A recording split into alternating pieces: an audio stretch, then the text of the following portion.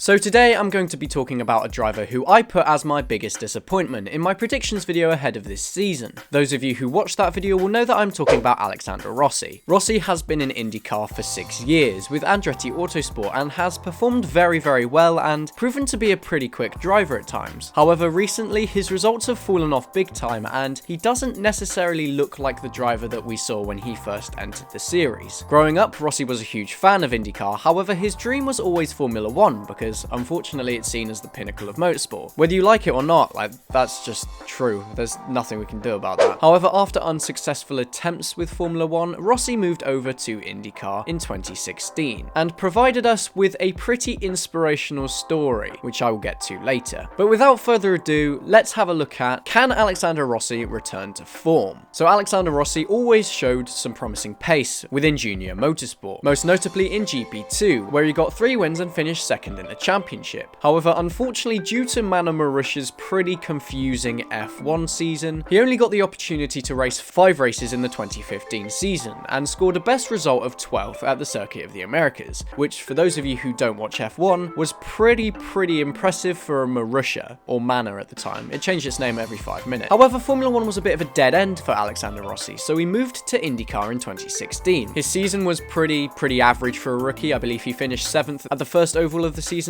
However, the 2016 Indy 500 proved to be a different story. Rossi's talent combined with a brilliant strategy call for Andretti put him in the position to win the Indy 500 as a rookie, which is something pretty unheard of. Rossi went for a very aggressive fuel strategy and it somehow paid off, with the Andretti driver losing fuel completely at turn 3 on the final lap and coasting to the finish line with the clutch, pretty much. In fact, he couldn't actually get around to victory lane because he ran out of fuel. He had to be towed there, which was pretty amusing. But obviously this is an incredible story. Young American driver coming in and winning the Indy 500 on debut is something that will be spoken about for years to come. And this arguably started Rossi's run of good form. In 2017, although it doesn't sound incredible, Rossi took 7th in the championship with pretty consistent performances every now and then. He was definitely cementing himself within the series and making sure that he was a name to remember. 2018, however, is when his run of form started to look better, finishing 2nd in the championship behind Scott Dixon. This season was a very strong campaign for the American driver, taking 3 wins, which is fantastic for any given IndyCar season, and yeah, no, he was a championship contender the whole time pretty much, so Rossi certainly made himself a household name within the 2018 season. In 2019, his pace was still there, and he finished 3rd in the championship behind Joseph Newgarden and Simon Pagenaud, taking 1 fewer win than the season before, but 2 wins is still brilliant nonetheless. 2020 marked the beginning of his downfall, however, finishing 9th in the championship, which was a huge drop from what we'd seen beforehand.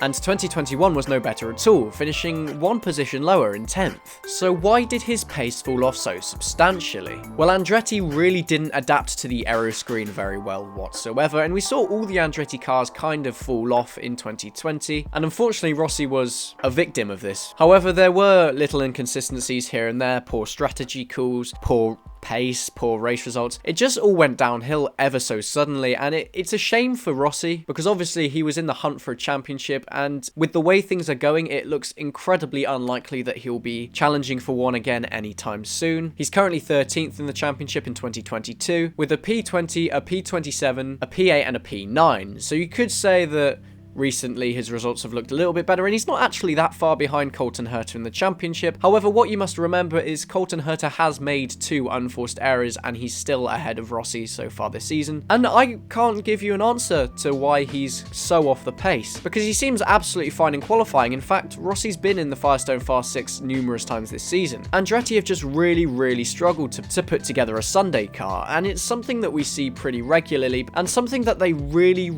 need to fix. There's no point qualifying well if you can't maintain that pace in the race. Obviously, strategy is a big thing in IndyCar, and I've made an entire video on it. It's that substantial. So they really need to focus on that front. And in my opinion, it's what separates them from being one of the big boys like Ganassi or Penske, in my opinion. So as I said, Rossi has had some good qualifying performances, with Barber being a pretty decent example. He had a big crash in practice. The team spent hours and hours trying to fix the car, and Rossi managed to go out and qualify in the top 6, which was brilliant, but unfortunately his strategy strategy in the race was compromised by Callum Ilot's spin. Don't even get me started on that. So will this form return? I'm sure Alexander hopes it will. However, I'm not too sure because Andretti have, like I said, always had this thorn in their side pretty much with the strategy. So I don't know, perhaps.